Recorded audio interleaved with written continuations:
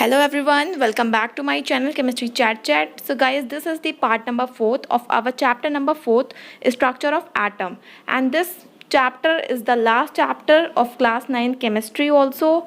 So in the previous part our one atomic model is left, that is Bohr atomic model.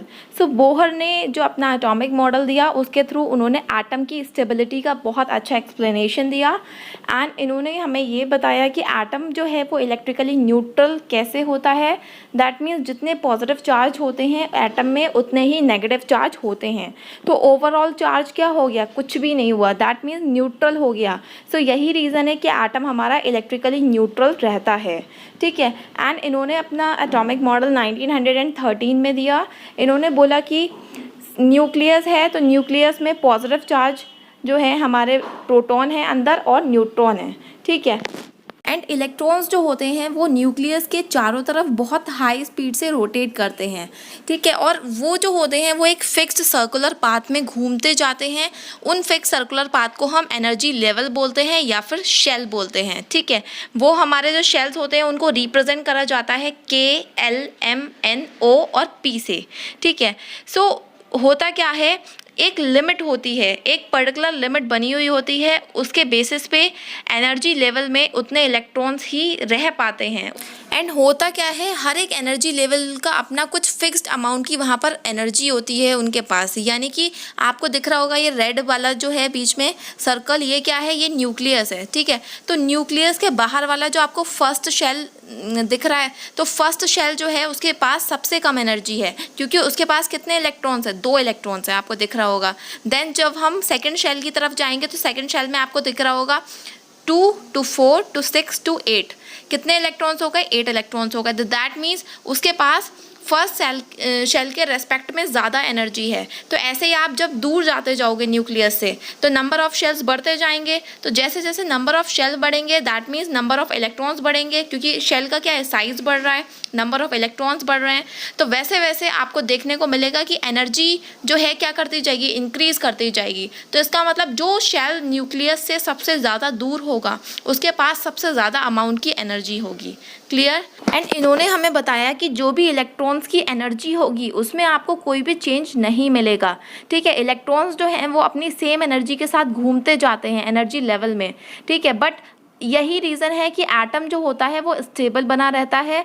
And जो भी आपको electron की energy में change मिलेगा वो मिलेगा जब वो जंप करेंगे. दैट मीन्स अगर वो लोअर एनर्जी लेवल में हैं एंड वो हायर एनर्जी लेवल में जाना चाहते हैं तो उनकी एनर्जी में चेंज मिलेगा. ठीक है. वो क्या करते हैं इलेक्ट्रॉन्स, वो हाई एनर्जी से लो एनर्जी लेवल में भी आते हैं और लो एनर्जी लेवल से हाई एनर्जी लेवल में भी जाते हैं. अगर वो क्या कर रहे हैं, फर्स्ट शेल से सेकंड शेल या फिर थर्ड शेल या फिर उससे हायर शेल में जाएंगे, that means lower energy level से हायर एनर्जी लेवल की तरफ इलेक्ट्रॉन अगर जाएंगे तो वो क्या करेंगे, वो एनर्जी को गेन करेंगे. और जब हाई एनर्जी से लो एनर्जी लेवल में आएंगे, हम अगर बात करते हैं थर्ड शेल से फर्स्ट शेल में उनको आना है तो एनर्जी को क्या करेंगे, वो लूज़ करेंगे. आप ऐसे समझो, आपको अगर हायर क्लास में जाना है, आप इस टाइम 9th क्लास में हैं, आपको 12th क्लास में जाना है, देन आपको एफर्ट्स लगाने पड़ेंगे, आपको हार्ड वर्क करना पड़ेगा.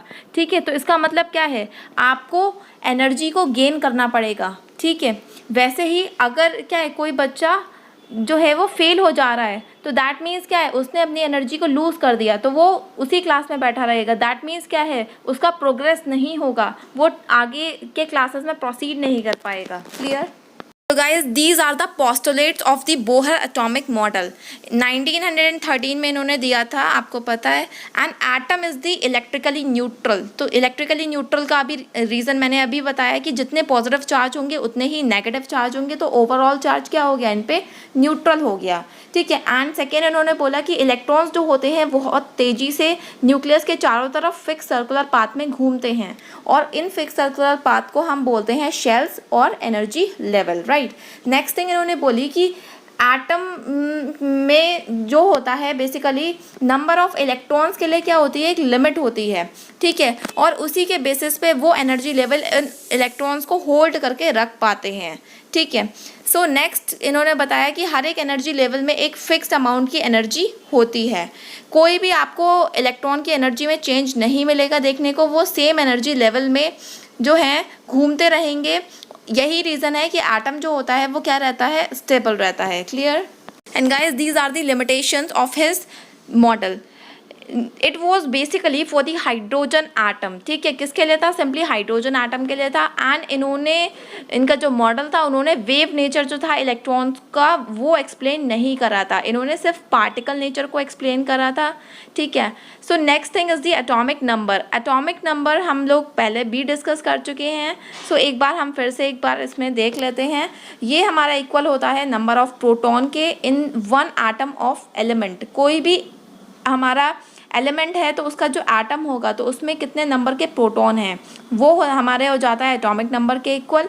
और we can say number of electron in one neutral atom. अगर हमारा एटम न्यूट्रल है दैट मीन्स उस पर कोई चार्ज नहीं है, तो उसमें जितने नंबर के इलेक्ट्रॉन्स होंगे वो भी हमारे एटॉमिक नंबर के इक्वल होते हैं। Clear? Next thing is the mass number. Mass number को हम एटॉमिक मास जो होता है वो भी इसके इक्वल रहता है। एंड इसको हम फाइंड आउट करते हैं number of proton plus number of neutron से। Guys next thing is the representation. ठीक है, हर एक कोई भी आप चीज़ ले रहे हो तो उसका एक प्रॉपर मेथड होता है, उसको रिप्रेजेंट कैसे करा जाता है। ठीक है, कोई भी सिंबल है कोई एलिमेंट का, मैं बात कर रही हूँ सोडियम की, तो सोडियम का मैंने लिखा Na, तो ऊपर लिखा होगा उसका मास नंबर और नीचे के साइड क्या लिखा होगा, उसका एटॉमिक नंबर। तो सोडियम का मास नंबर हो जाता है 23, तो 23 ऊपर लिखेंगे आप, नीचे की तरफ क्या लिखेंगे, उसका एटॉमिक नंबर, दैट मीन्स आप लिखेंगे 11। Clear? Next thing is the electronic shells. So ये क्या होते हैं, ये हमारे वो शेल्स होते हैं जिनमें क्या होते हैं, इलेक्ट्रॉन्स होते हैं। First is K shell, next is L, then M, last one is the N shell. और के शेल में मैक्सिमम 2 इलेक्ट्रॉन्स प्रेजेंट होते हैं, एल शेल में 8 इलेक्ट्रॉन्स होते हैं, एम शेल में 18 होते हैं एंड एन शेल में हमारे 32 इलेक्ट्रॉन्स होते हैं। क्लियर? सो गाइज आपको डायग्राम दिख रहा होगा, सेंटर में क्या है, न्यूक्लियस है। अब जैसे जैसे नंबर ऑफ शेल बढ़ते जा रहे हैं that means n is equal to 1, ये फर्स्ट वाला शेल है, then n is equal to 2, ये सेकेंड शेल हो गया, लास्ट शेल हमारा हो गया n इज इक्वल टू 3 यहाँ पर। तो जैसे जैसे नंबर ऑफ शेल बढ़ रहे हैं दैट मीन्स क्या हो रहा है, इनमें इलेक्ट्रॉन्स के नंबर बढ़ते जा रहे हैं। फर्स्ट शेल में 2 मिलेंगे इलेक्ट्रॉन, नेक्स्ट में 8, देन 18, देन 32। सो धीरे धीरे क्या हो रहा है, एनर्जी भी बढ़ती जा रही है। इसका मतलब जो न्यूक्लियस से सबसे ज़्यादा दूर होगा शेल, उसके पास सबसे ज़्यादा एनर्जी होगी। ठीक है, so guys next thing is the electronic configuration. देखो इलेक्ट्रॉन्स का अपना एक प्रॉपर अरेंजमेंट होता है अलग अलग शेल में। ठीक है, अलग अलग हमारे एलिमेंट के एटम्स होते हैं तो उसी हिसाब से उनके एटॉमिक नंबर के बेसिस पे उनमें अलग अलग शेल्स होते हैं, तो उनको अरेंज करा जाता है, तो उसको हम बोलते हैं उनका इलेक्ट्रॉनिक कॉन्फ़िगरेशन। मतलब वो मैथड जिसके थ्रू इलेक्ट्रॉन्स को अरेंज करा जाए अलग अलग शेल में, अलग अलग एटम्स के एलिमेंट के। ठीक है, सो हमको इन्होंने पूछा है कि कैसे हम बता सकते हैं कि किसी भी एनर्जी लेवल में कितने नंबर के मैक्सिमम इलेक्ट्रॉन हो सकते हैं। उसको हम फाइंड आउट करेंगे 2n² से। अगर n की वैल्यू 1 है दैट मीन्स अगर शेल हमारा 1 है मतलब एनर्जी लेवल 1 है, तो नंबर ऑफ इलेक्ट्रॉन्स कितने हो जाएंगे, आप n is equal to 1 put कर रहे हो इस फॉर्मूले में, देन आपको मिलेगा 2। ठीक है, दैट मीन्स ये शेल हमारा कौन सा हो गया, के शेल हो गया।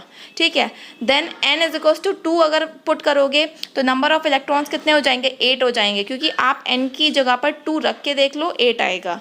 Then n is equal to 3 करोगे तो नंबर ऑफ इलेक्ट्रॉन्स 18 हो जाएंगे, तो शेल हमारा हो जाएगा m। ऐसे ही n इज इक्वल टू 4 करोगे तो नंबर ऑफ इलेक्ट्रॉन्स कितने आ जाएंगे, 32। That means this is the n shell, right. तो गाइज आई होप आपको इससे क्लैरिटी रहेगी डायग्राम से। फर्स्ट वन एलिमेंट हमारा होता है हाइड्रोजन, तो इसका एटॉमिक नंबर कितना होता है, 1 होता है, तो इसका कॉन्फ़िगरेशन क्या रहेगा, 1 रहेगा। ऐसे ही सेकंड होता है हीलियम, हीलियम का एटॉमिक नंबर 2 होता है, तो कॉन्फ़िगरेशन कितना हो जाएगा, 2 हो जाएगा। देन लिथियम, लिथियम का 3 एटॉमिक नंबर होता है, तो कॉन्फ़िगरेशन क्या हो जाएगा इसका, 2,1। वैसे ही फोर्थ एटॉमिक नंबर होता है बेरिलियम का, तो 2,2 हो जाएगा इसका electronic configuration. Then fifth one is the boron, boron का एटॉमिक नंबर होता है 5, तो इलेक्ट्रॉनिक कॉन्फ़िगरेशन हो जाएगा 2,3। And sixth one is the carbon, carbon का एटॉमिक नंबर होता है 6, सो कॉन्फ़िगरेशन क्या हो जाएगा इसका, 2,4। नाइट्रोजन का हो जाएगा 2,5, oxygen 2,6, then fluorine 2,7, then neon 2,8, then sodium 2,8,1, क्योंकि सोडियम में आपको पता है एटॉमिक नंबर कितना होता है 11। ऐसे ही जब आप 11 एटॉमिक नंबर है तो ऐड कर रहे हो 2 + 8 + 1 को ऐड करोगे तब भी आपको 11 ही मिलेगा। देन मैग्नीशियम का हो जाएगा 2,8,2, देन एल्यूमिनियम में 2,8,3, then silicon 2,8,4, phosphorus 2,8,5, then sulphur 2,8,6, then chlorine का पता है आपको 17 होता है एटॉमिक नंबर, तो 2,8,7 हो जाएगा। देन आर्गन 2,8,8, देन आपको पता है नीचे नेक्स्ट आपको पता है 19 हमारा होता है आर्गन का एटॉमिक नंबर, तो इसका कॉन्फ़िगरेशन हो जाएगा 2,8,1, एंड आप अगर काउंट भी करोगे तब भी आपको 19 ही मिलेगा, क्योंकि ये अपनी ऑक्टेट कंप्लीट कर चुके हैं, इसीलिए 2,8,1 हुआ है। Then last one is the calcium, तो कैल्शियम का हो जाएगा 2,8,8,2। Fine. So guys, this part is our over and please hit the like button, share and subscribe my channel। and अगर आपने previous videos नहीं देखी हैं तो प्लीज़ उनको देख लो, और मैंने एक ट्रिकी वीडियो बनाई है जिसके थ्रू आप easily 20 elements को कैसे लर्न करना है वो आप कर पाओगे।